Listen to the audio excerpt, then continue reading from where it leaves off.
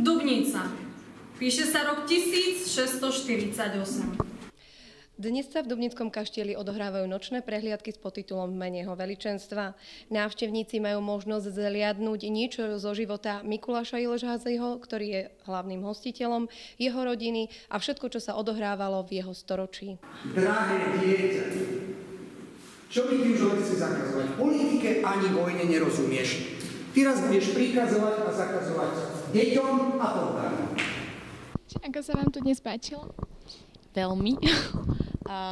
Som celkom prekvapená, som tu prvýkrát, síce som sa tu narodila v Dubnici, som celý život, ale som tu prvýkrát, takže pozitívne som prekvapená.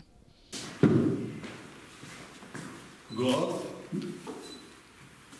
František Lákovci posilnil svoju posádku v okolí Trenčína o 3000 mužov, možno aj viacej.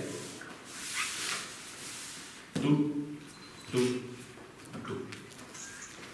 Návštevnosť nočných prehliadok je, si myslím, že vysoká, keďže návštevníci majú veľmi radi takéto nočné prehliadky, takže nikdy sme nemali problém s malou návštevnosťou, takže zhruba v jednej skupine sa vôjde okolo 30 ľudí, čo nás veľmi teší a určite pozývame aj na ďalšie nočné prehliadky, ktoré budeme organizovať. Alžbeta, a teraz sa už môžeme venovať vlastným záležitostiam. Si istý, že vlastným, alebo opäť záležitostiam cisára?